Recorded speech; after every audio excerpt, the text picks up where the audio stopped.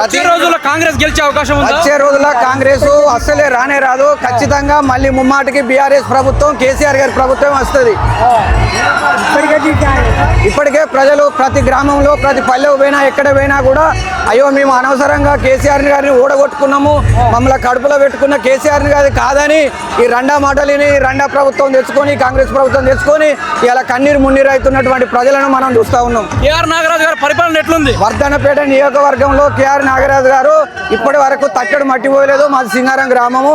మా గ్రామం లోపల ఇప్పటి వరకు ఒక శిలా ఫలకం కూడా ఆ కేఆర్ నాగరాజు గారు వేసిన దాఖలు కూడా లేవు. మా ఊళ్ళో తట్టడు మట్టి కూడా పోయలేదు కేఆర్ నాగరాజు గారు. బీఆర్ఎస్ తరఫున ఆరు రమేష్ ఉన్నప్పుడు పనులు ఎట్లా జరిగిన? ఆరు రమేష్ గారు వర్ధన్నపేట నియోజకవర్గంలో ఎమ్మెల్యేగా ఉన్నప్పుడు అన్నారం నుండి మొదలు పెడితే అన్నసాగరం వరకు ప్రతి గ్రామంలో సిసి రోడ్లు అయితేనేమి, వాటర్ ట్యాంకులు అయితేనేమి, డ్రైనేజీ మోరీలు అయితేనేమి, ప్రతి ఒక్క అభివృద్ధి కార్యక్రమాలు బ్రహ్మాండంగా మా కేసీఆర్ హయాంలో, కేసీఆర్ గారి నేతృత్వంలో వర్ధన్నపేట నియోజకవర్గ శాసనసభ్యులు మాజీ శాసన ఆరు రమేష్ గారి ఆధ్వర్యంలో బ్రహ్మాండంగా జరిగినాయి.